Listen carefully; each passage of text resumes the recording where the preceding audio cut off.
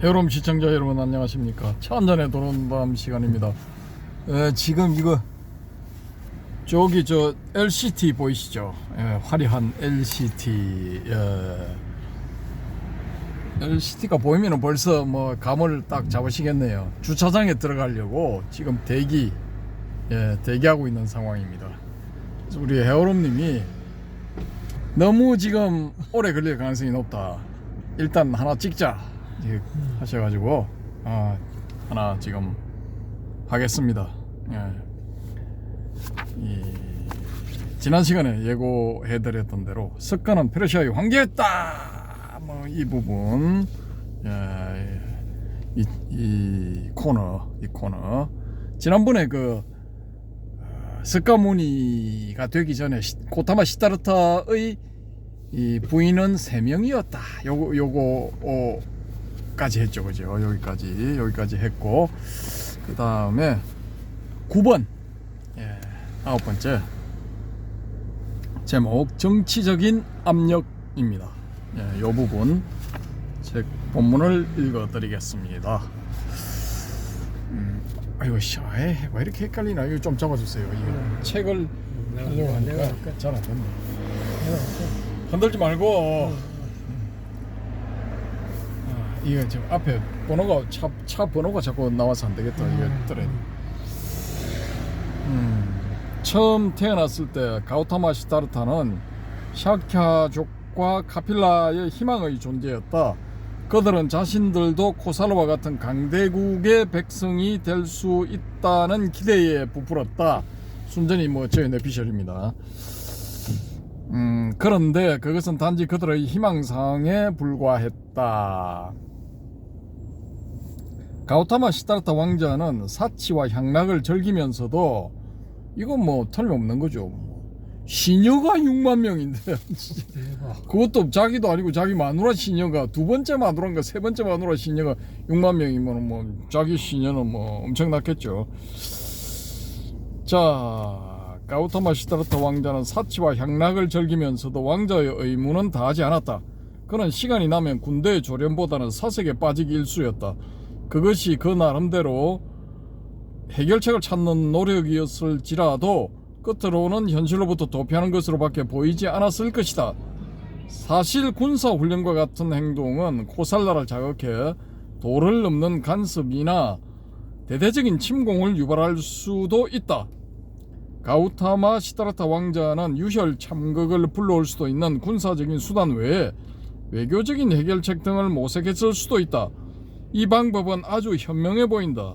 그렇지만 인류의 역사가 증명하듯이 강대국들은 그들의 필요에 의해서 약소국을 공격하고 멸망시켜 버렸지 약소국이 벌이는 외교 정책에 의해 좌우되지 않았다. 이제 현대는 조금 다르죠. 21세기 아무리 작은 나라라도 쉽게 이제 망하게 못 만들죠. 예를 들어서 지금 이 지구상 최고 강대국 미국이 지금 베네수엘라 해안을 봉쇄를 하고 영공도 봉쇄해 버렸죠. 그리고 지금 지상전을 벌이나 마나 하고 있는 상황인데 뭐 맘만 먹으면은 그냥 한 일주일만 두드리면 그걸로 끝날 것 같거든요. 느낌상 기분상. 그런데 그래도 쉽게 이제 못 하고 있죠. 직접 여기서 하고 있는 데는 그 우크라이나하고 러시아전 지금 뭐 휴전을 한다고 몇 번이나 만났다가 다 결렬돼 버렸죠. 결렬돼 버리고 러시아 측에서 이제 지도부에서 하는 걸 보면은 아예 우크라이나를 다 먹어버리려고 하는 것 같아요.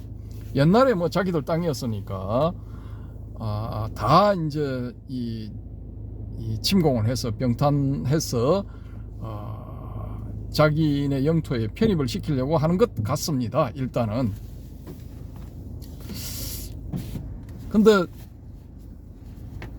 나토 국가들이 봤을 때는 우크라이나가 무너지면 그 다음 자기들 차례니까 그 무기를 댄다든지 자금을 댄다든지 뭐 물심양면으로 지금 우크라이나를 응원을 하고 있죠. 그래서 쉽게 이제 멸망을 하지 않는다라는 겁니다. 근데 2000년, 2500년쯤 전에는 뭐 이거 뭐 강대국의 황제 혹은 왕이 맘마 먹었다 하면은 약소국은 뭐 졸지에 문 닫는 거죠. 약소국의 외교에 의해 불안한 평화가 지속된다고 해도 그것은 임시적인 것에 불과하다. 그런데 이 문제에 대해 현재 불교계나 학계의 일반론은 가우타마 시드라타 왕자가 일찍부터 종교적인 해결책을 모색했다고 본다. 즉 스스로가 붓다가 되어 모든 왕들의 스승이 된다면 코살라로부터 카필라를 보호할 수 있다는 것이다. 실제로 이 전략은 대단히 유효했다. 붓다와 비슷한 나이인 코살라의 파세나디 왕이나 선배격인 마가다의 빈비사라 왕은 붓다의 나라인 카필라를 공격할 생각을 꿈에도 하지 않았다. 뿐만 아니라 붓다의 중재로 전쟁이 일어나지 않은 경우도 종종 있었다. 하지만 코살라의 새로운 왕인 비루다카 왕은 붓다의 거듭되는 만류에도 불구하고 카필라를 침공했다. 코살라의 군대는 없는 것이나 마찬가지인 저항을 간단히 제압하고 석가족의 대부분을 학살했다. 그 결과 카필라는 결국 멸망하고 말았다.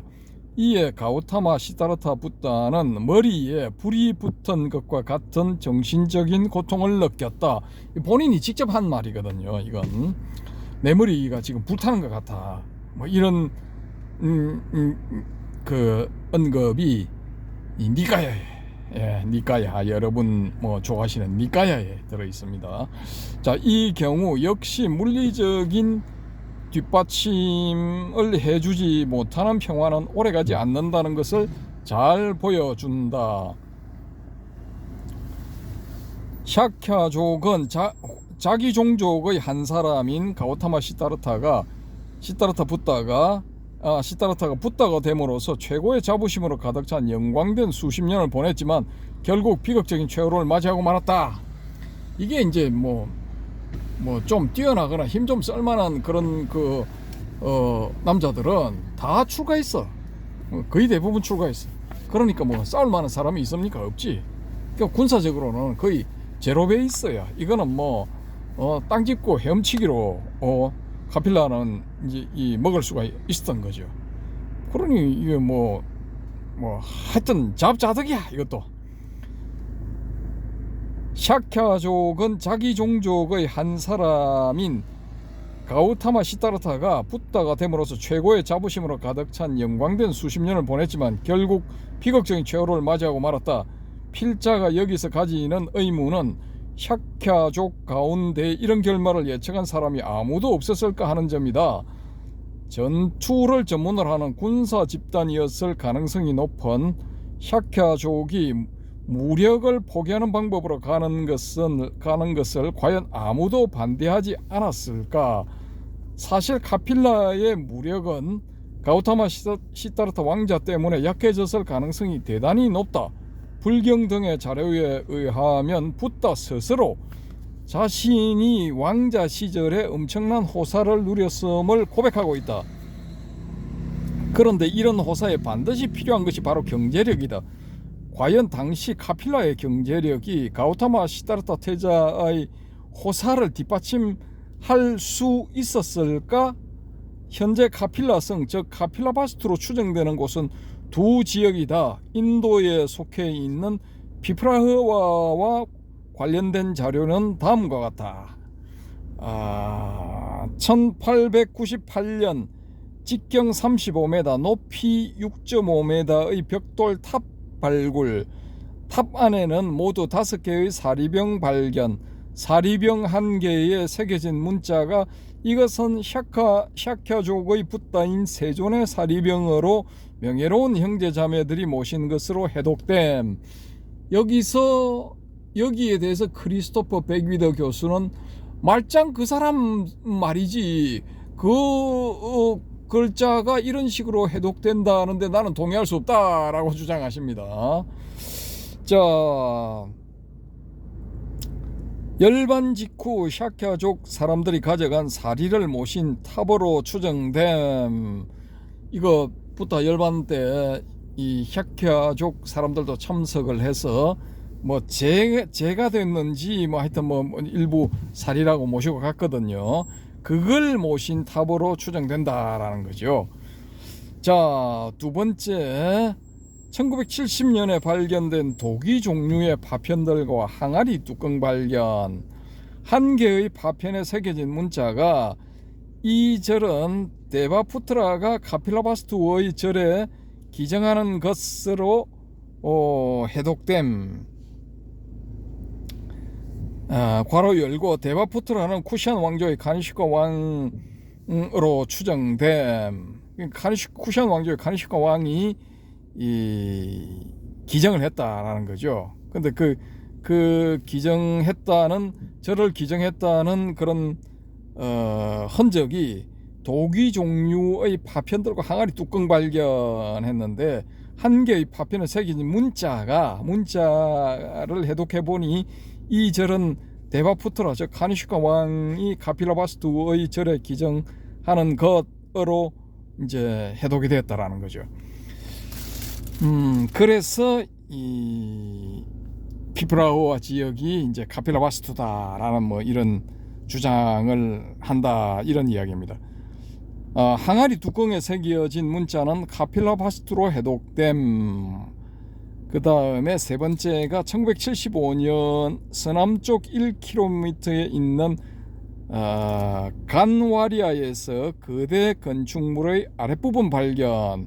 발굴 책임자에 의해 정반왕이 머물던 곳으로 추정된다는 거죠. 그래서 뭐 요런저런 이유로 인해서 인도 북부 국경지대에 있는 피프라흐와가 카필라바스투다라고 이제 인도 측은 주장을 하는 겁니다. 한편 네팔에 속해 있는 틸라우라 코트와 관련된 자료는 다음과 같다. 1895년 인근에서 아쇼카 왕의 석주 발견. 1966년에서 1971년의 조사에서 서쪽 성벽 발굴. 동전 등 다수의 유물이 나왔지만 카필라바스투라는 문자는 없었음. 2001년에 회색 토기 발견. PGW Painted Grey Ware, 회색 도색 톡입니다. 정확하게는 이 회색 토기는 아리안 문명권에 속하는 토기임. 자, 요런 이제 이유들에 의해서 이 네팔 측은 우리 이 중남부 지역인 틸라우라 코타 지역이 예전의 카필라바스투였다라고 이제 주장을 하는 거죠. 자, 본문입니다. 현재 두 나라는 국가의 명예를 걸고 서로 자기 지역에 있는 유적이 카필라바스투라고 주장하고 있다. 이에 다른 나라의 학자들까지 두 편으로 나뉘어 대립하고 있다. 그래서 나온 것이 카필라바스투는 원래 틸라우라 코트 지역에 있었지만 카필라가 코살라의 비루다카 왕에 의해 멸망당한 다음에 살아남은 이 샤캬족들이 다시 모여서 피프라흐와 지역에 새로운 카필라바스투를 건설했을 것이라는 절충안이 나왔다. 필자도 이 절충안이 그럴듯해 보인다. 왜냐하면 이 스카족이 이 공격을 받았을 때 이제 마하나맘 왕인가, 그 사람이 이 비루다카 왕한테 이제 부탁을 해요.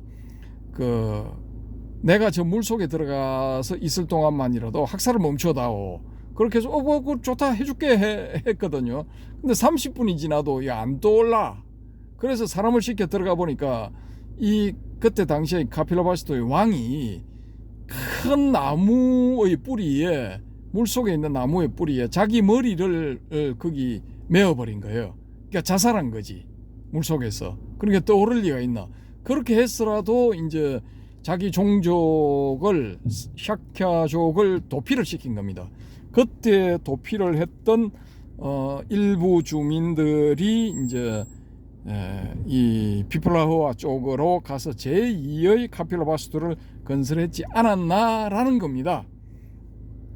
이 지역은 마가다에 가깝기 때문에 코살라 쪽에서 힘을 쓰지 못했을 것이다 라는 그런 안도 있고, 이 비루다카 왕이 보름 만인가 뭐 열흘 만인가 그 홍수에 강 옆에 이제 군형을 설치를 했다가 밤새 이 강물이 불어가지고 홍수가 나는 바람에 왕뿐만이 아니라 거기 정복전에 참가했던 병사들까지 다 쓸려 나가 버려.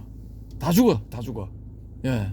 그래서 이제 뭐 남은 사람들은 틸라우라 코트를 건설해서 안심하고 살았지 않을까, 뭐 그런 추정입니다. 예.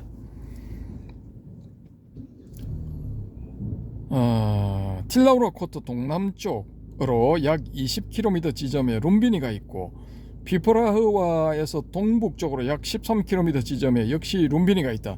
이 20km, 13km는 제가 막 지도 펴놓고 지도의 축척을 이용해서 막 이렇게 계산을 해보기도 했고, 또 관련 자료들도 찾아보고 뭐 그렇게 해서 나온 겁니다. 이게 맞을 수도 있고 안 맞을 수도 있습니다. 참고로 하시고요. 1번 틸라우라 코트가 서쪽 경계의 남북으로 흐르는 강을 끼고 있고, 2번 룸비니가 마야 부인이 해산을 위해 친정으로 가는 도중에 있는 동산으로 그 동쪽으로 약 5km 떨어진 곳에 역시 남북으로 흐르는 강이 있고, 3. 틸라우라 코트와 룸비니를 잇는 축선의 북쪽 10km 정도에 히말라야가 가로막고 있어 4번 남쪽으로는 코살라가 막고 있는 것 등을 감안하면 카필라국의 최대 영토 최대 크기와 모양은 대략 가로 30km, 세로 70km 정도의 이 사각형으로 볼 수 있다. 이 일종 직사각형이죠. 예, 뭐 열심히 하는 사이에 주차장으로 들어왔습니다. 예, 주차를 하시고 또 화장실 빨리 가셔야지. 지금 오줌보가 터지기 일보 직전이랍니다. 저는 아까 주차했을 때 얼른 그 근처에 있는 화장실 갔다 왔거든요. 예, 빨리 갔다 오세요. 자, 이런저런 그 요소들을 감안을 하면은 카필라국의 영토 최대 크기와 모양은 대략 가로 30km, 세로 70km 정도의 직사각형으로 볼 수 있다. 괄호 열고, 만약 카필라국의 북쪽에 콜리아가 있었다면 카필라국의 영토는 이보다 작게 잡아야 한다.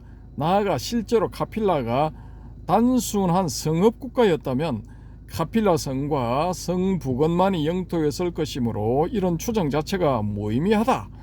뭐 이런 경우도 있겠죠. 성 지어놓고 카필라 성이 있으면은 카필라 성 안에 이제 왕궁과 뭐 백성들이 사는 집이 있고, 그 카필라 성 밖으로 이제 일부 뭐 한 5% 많아봤자 5% 정도의 주민들이 나가서 이 농지 관리를 위해서 밖에 뭐 집을 짓고 살았다. 뭐 요 정도로 볼 수 있겠죠.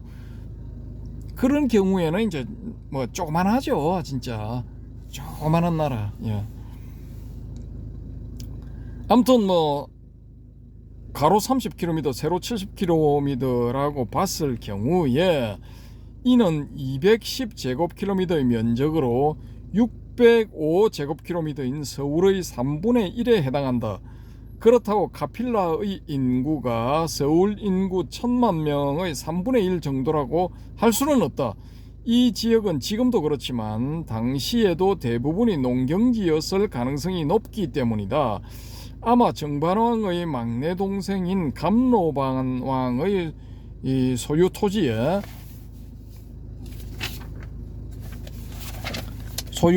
감로반왕의 소유 토지에서는 감로처럼 느껴지는 달콤한 향기나 맛을 가진 쌀이 생산되었을 것이다. 피프라흐와 지역에서는 지금도 카라나막이라고 하는 향기가 나는 쌀이 재배되고 있다. 이거 제가 이번 거 쓸 때 조사를 해보니까 그렇더라고요. 보니까 그렇다면 피프라흐와 지역에서 발견된 거대 건축물은 감로반 왕의 소유였지 않았을까? 아무튼 왕들의 이름에서 알 수 있듯이 카필라국의 특산품은 품질이 우수한 쌀과 이 쌀이 부의 쌀로 이 쌀이 부의 원천이었다고 봐야 한다. 뭐 저의 추정인데 뭐 타당성이 높죠, 그죠? 자, 200제곱킬로미터는 600만 평이 조금 넘는데 한 평에 1kg의 쌀을 수확했다면 600만 kg이 된다. 1인당 1년간 쌀 소비량을 100kg으로 가정하면 600만 kg은 6만 명이 먹을 수 있는 양이다. 쌀 생산량의 3분의 1 정도가 세금이었다고 가정하면 4만 명 정도를 카필라국의 최대 인구로 추정할 수 있다. 뭐 3분의 2만 이게 시중에 불리고 그죠.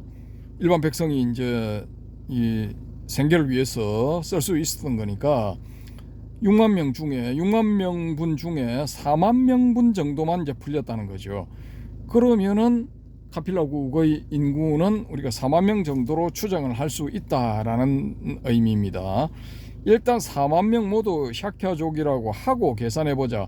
남자를 절반으로 잡고 비상시에 15살부터 50살까지의 남자들을 징집 대상으로 한다면 최고 1만 명 정도 규모의 군대 동원이 가능하다. 보통 남자들이 농경에 종사하는 것을 감안하면 카필라의 평상시 군대 규모는 1000에서 2000명 정도였지 않았을까. 그런데 불본 행집경 등에 의하면 가우타마 시타르타 왕자를 위한 한 개의 궁전에 2만 명의 시녀가 배치되었다. 따라서 세 개의 궁전을 모두 합하면 시녀가 6만 명이나 된다. 오직 가우타마 시타르타 왕자 한 사람의 향락이나 기분 전환을 위해 배치된 이 시녀들이 농업이나 수공업과 같은 생산적인 활동에 종사했을 리는 없다. 그렇다면 이들의 의식주를 위한 재원은 왕실의 금고나 카필라국의 국고에서 마련해야 한다. 뭐 이거 뭐 당연한 거 아닙니까? 필자는 농경을 통한 정착 생활에 들어간 지 길어야 50년 정도밖에 되지 않는 카필라의 경제력으로는 결코 이를 감당할 수 없었다고 본다. 그 반대라면 샤캬족이나 카필라 백성의 인구가 100만 명 정도는 돼야 하고 영토 역시 앞에서 본 추정치의 최소 10배는 돼야 한다. 그래야 6만 명의 시녀가 놀고 먹는데 자금을 댈 수 있지 않겠는가. 그럼 이거 고타마 시타르타 한테 6만이고 그 마누라들한테 붙여준 것까지 하면은 18만 명을 더 해야 되니까 시녀만 해도 24만 명이야.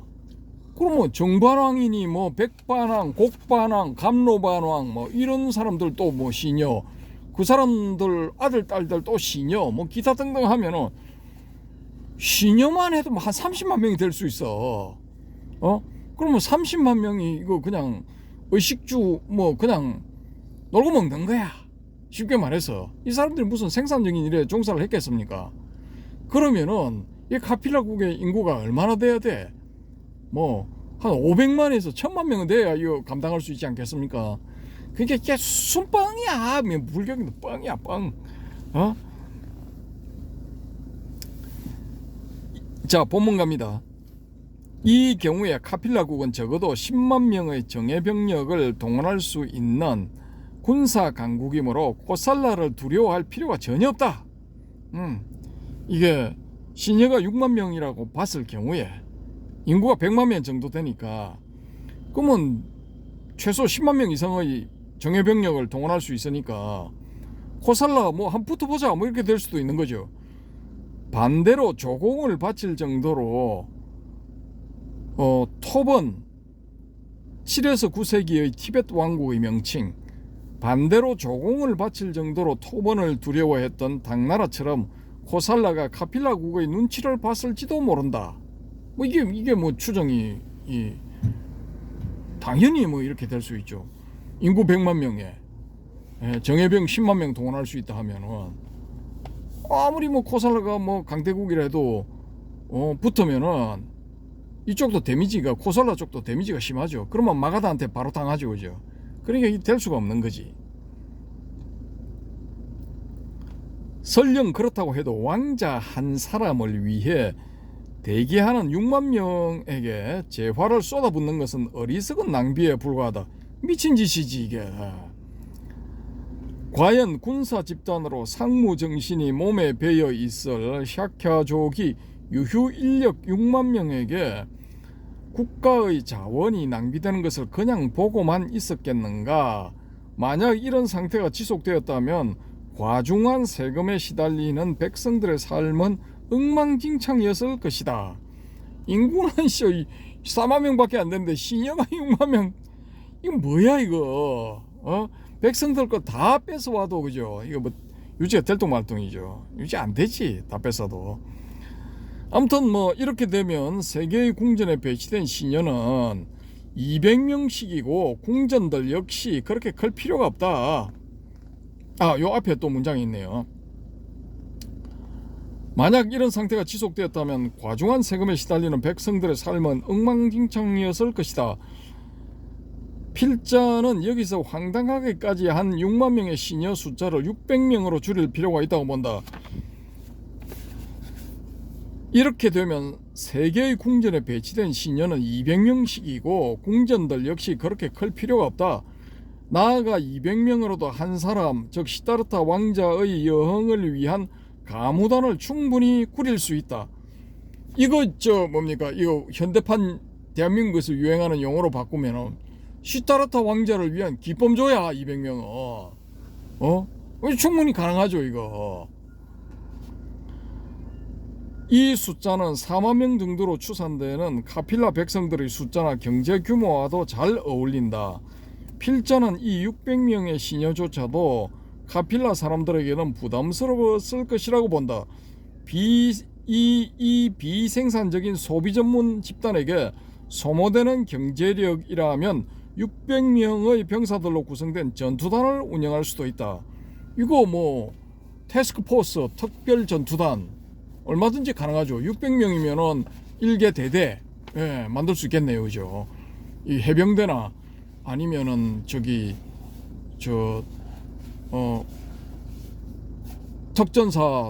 특전단 같으면은 600명이면은 뭐 준여단급 정도 될라나. 아무튼 뭐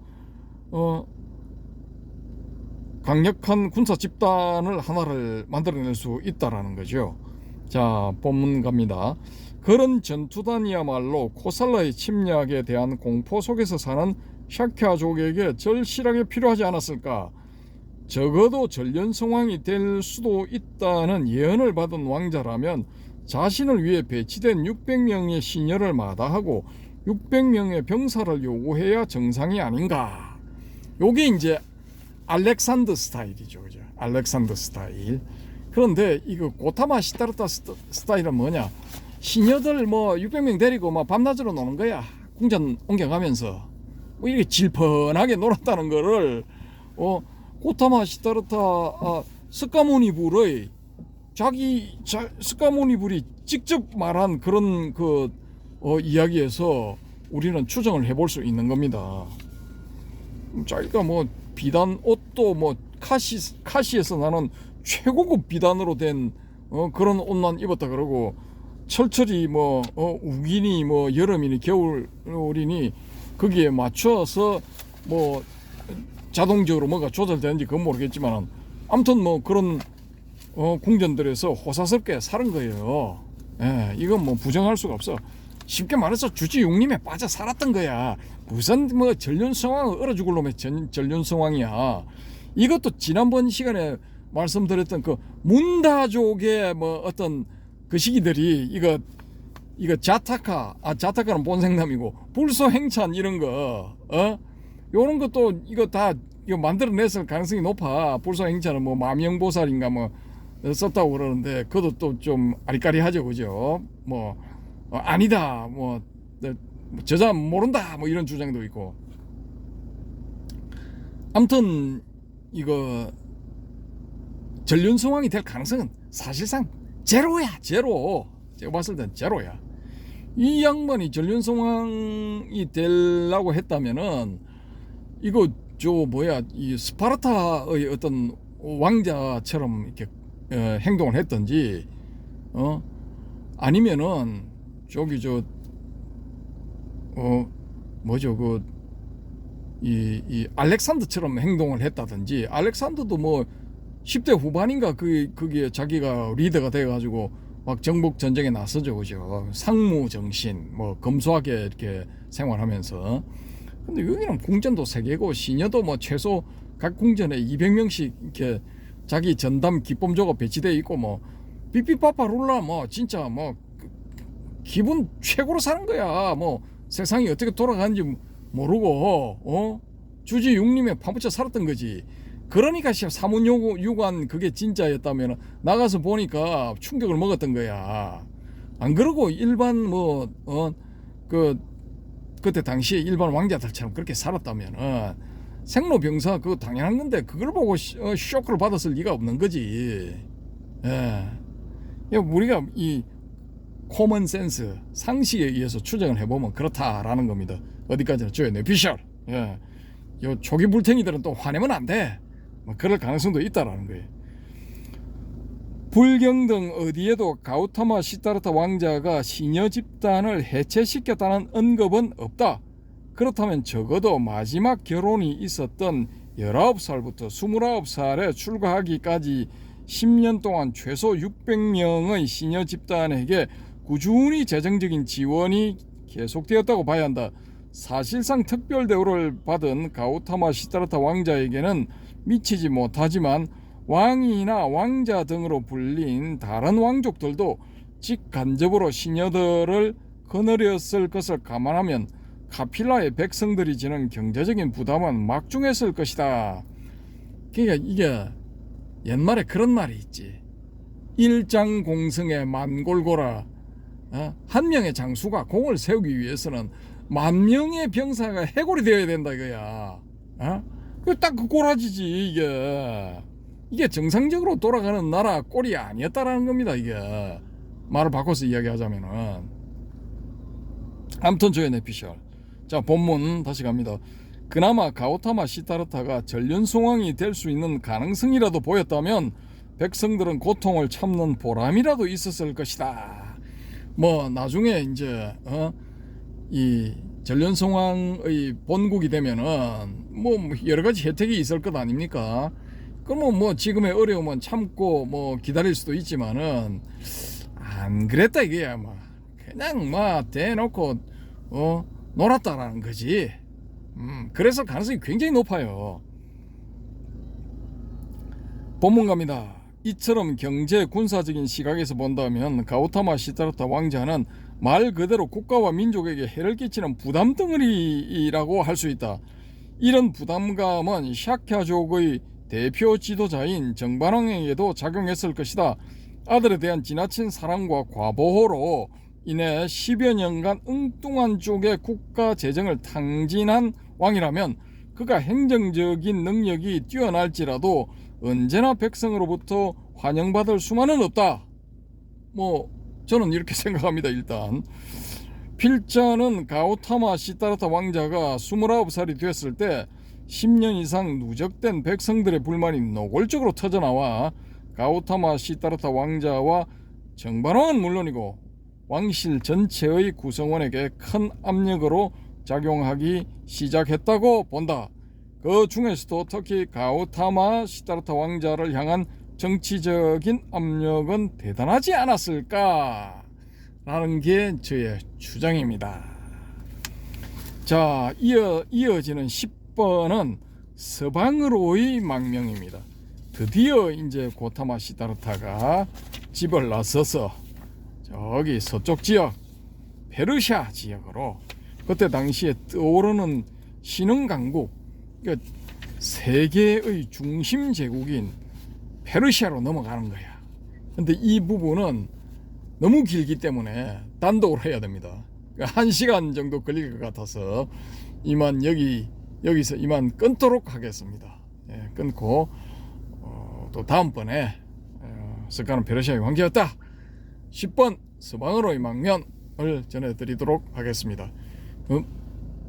이 부분을 이렇게 청취하시는 초기불교 불자님들 혹은 이